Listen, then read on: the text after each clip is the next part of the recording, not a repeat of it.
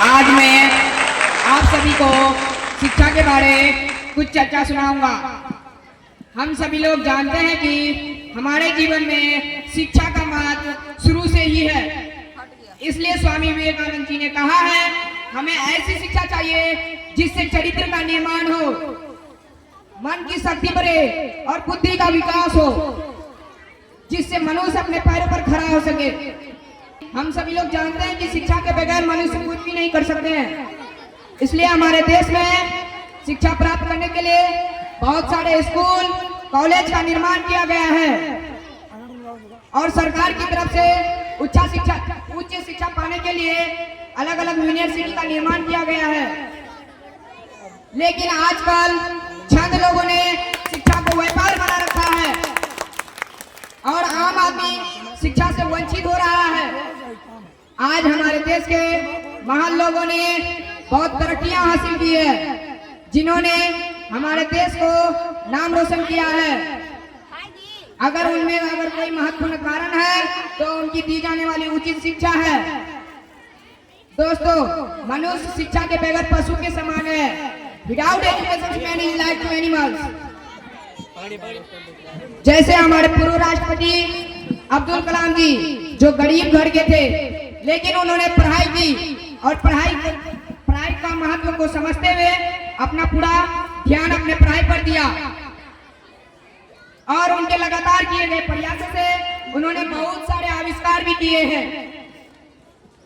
अगर ये सब लोग कर पाए तो इनमें सबसे बड़ा योगदान शिक्षा का है।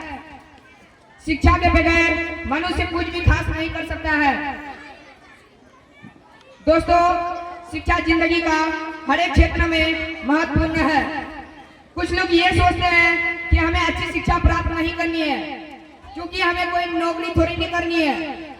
दोस्तों, शिक्षा का मतलब ये नहीं कि हमें अच्छी शिक्षा प्राप्त करके कोई नौकरी करे, बल्कि शिक्षा का मतलब ये है शिक्षा को उद्देश्य अपना दान करना, जिससे आप किसी भी क्षेत्र में उन्नति कर सके।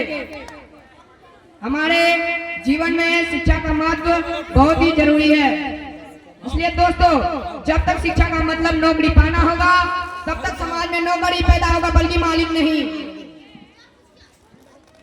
इससे हमारा देश आगे बढ़ेगा, समाज आगे बढ़ेगा। दोस्तों, शिक्षा इंसान का सबसे बड़ा मित्र है, क्योंकि शिक्षित व्यक्ति का ही समाज में हर जगह सम्मान होता है। शिक्षा का मतलब ये नहीं कि आपने कितना कुछ याद किए हैं, बल्कि शिक्षा का मतलब ये होता है आप कितना कुछ जानते हैं और जो नहीं जानते हैं उसका बीच का अंतर पाना ही आपका असली शिक्षा है।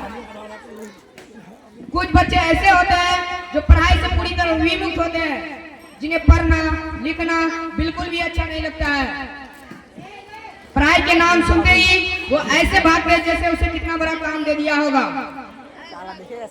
इसलिए दोस्तों, हमें पढ़ना चाहिए, लिखना चाहिए और प्रतिष्ठित बने और शिक्षित बने।